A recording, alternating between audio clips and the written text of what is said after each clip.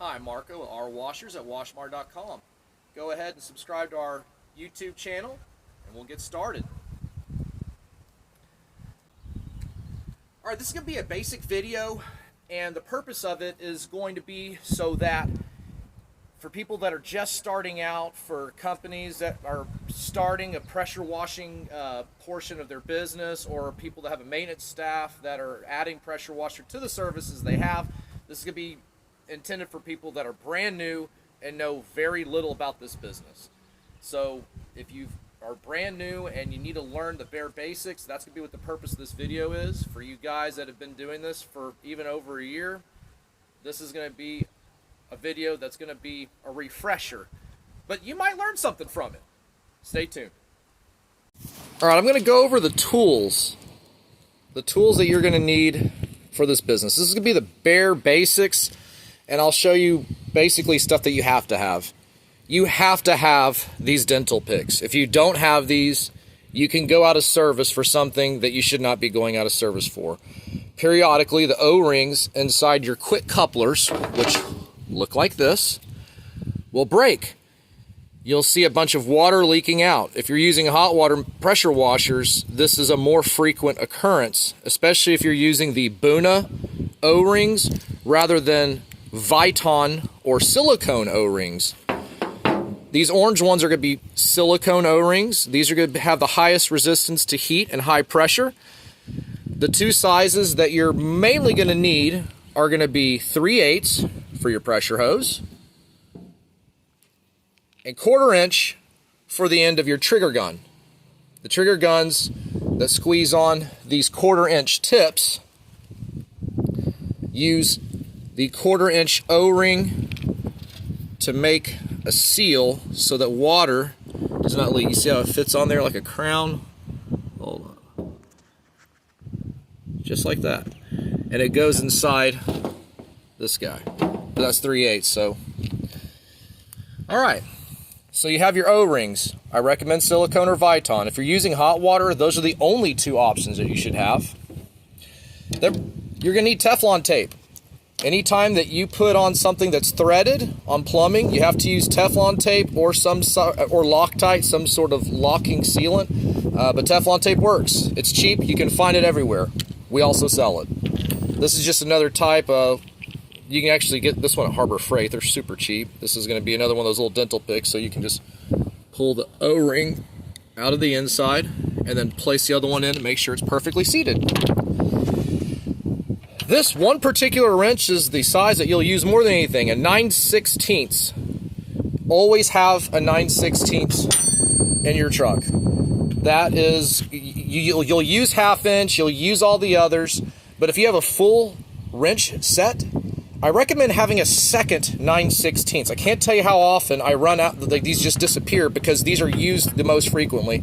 That's mostly to screw the tips on to your J-rod, which is a tool that carries 4 tips. But this 9/16 is very frequently used. Plumber's kit.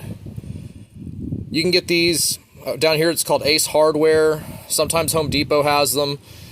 These are cheap, and you have to have these. These for commercial.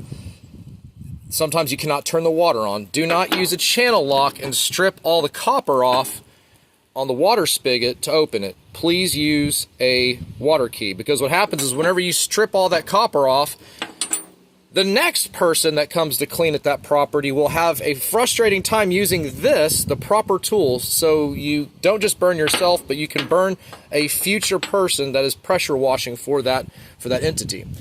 Channel locks. Highly recommended that you have channel locks. These come in handy in so many ways. Vice grips. This goes without saying.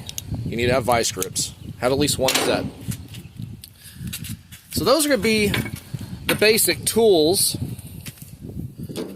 on the hardware.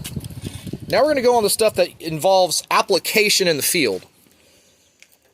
For the majority of you people cleaning, you're going to be using the soap nozzle. Some people call this the black tip. You have the 25-degree pressurized nozzle, the green tip, and the 40-degree nozzle, the white tip. The yellow tip, I really only use it for peeling off gum. I didn't have one handy just before I made this video, but the yellow tip, that's the only use you'll really have for it. That's the only one we use it for. This is going to be a fan that's kind of shaped like this. This is going to be great for whenever you're doing standard cleaning. This is going to give you a 40-degree angle, which is more like this pattern. And this is a lot better for people that are fleet washing. It's a lot better for rinsing off concrete. So it's a good rinsing agent. It's not so much a pressurized cleaning agent. You can still clean with pressure on this, but it's not the tip of my choice whenever I'm cleaning algae off of a curb. This is called a shooter tip. This is related to the black tip. Open-ended tips, rather than pressurized tips, allow you to suck soap when using a tool called the downstream injector, which we'll skip to here shortly. Whenever you're using the downstream injector, the pressurized tip will not siphon soap. It will only siphon if you use an open-ended tip where your pressure is dropped. Now, this is an awesome tool. This is called the ball valve.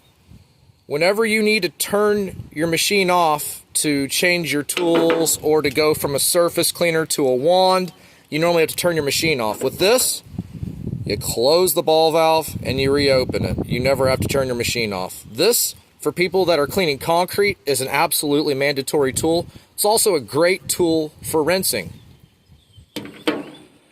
This is a tool, I like to call this a controversial tool. I hate using this. It's called an X-Jet, but I have it on my trucks because sometimes these downstream injectors will fail. And these don't fail. What this does, this draws soap.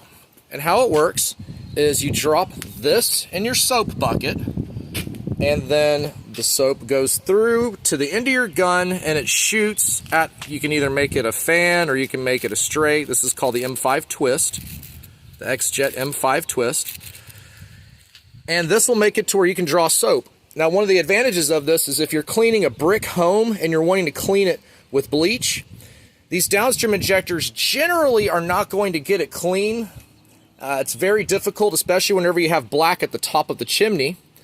But this draws a higher concentration of bleach, and it makes it to where you can clean that chimney without having to get on a ladder at all.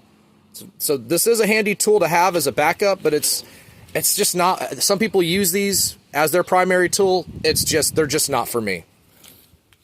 This is called a downstream injector. To put it quite simply,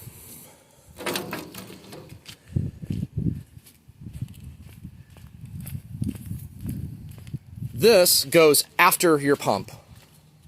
So you'll connect this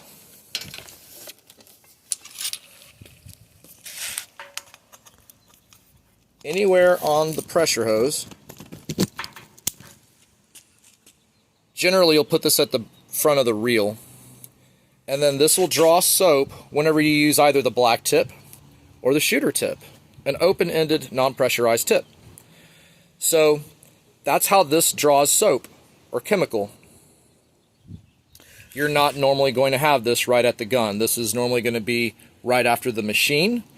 And if you have a hose reel, I recommend having it after the hose reel. Why? Because if you're drawing bleach, you don't want the bleach to go through the manifold or your hose reel and cause it to rust, which will happen. That's the reason why I do not recommend running the downstream injector here. I recommend running it after the quick connect that's within this reel, which I'm not going to unreel at this time. Now, surface cleaners. There's some people I see still using a wand to clean sometimes even a commercial parking lot. This is basically a lawnmower for concrete. You basically push this and the pressure washer will clean as you're moving with the surface cleaner. This is going to be one of those things that is very basic, but even I did not know about these whenever I first started cleaning, but this makes it significantly faster to clean concrete. Now, something that I wanted to warn you is I've seen people purchase a pressure washer that's 4 gallons a minute and try to run a 28-inch surface cleaner. That does not work. The general rule of thumb is 1 gallon per minute is 4 inches. So if you have 5 gallons a minute, the recommended size surface cleaner is 20 inches. If you have 8 gallons a minute, it's recommended 32. Now you can run a 28 no problem, but if you try to run a 48-inch surface cleaner with an 8 gallon a minute, it's going to move so slow, you're actually going to slow down your cleaning time. The other problem is if you get a surface cleaner that's 18 inches or 16 inches, you have an 8 gallon a minute, it will float in the air and it makes it very hard to clean, and it doesn't look very professional having to put a sandbag on a surface cleaner, and it also involves jogging. So those are the disadvantages of using the wrong size surface cleaner. That's going to be pretty much it for the video. I hope you enjoyed it. If you have any questions, please contact us, and I look forward to seeing you again. Subscribe to our YouTube channel, and thank you for shopping at WashMart.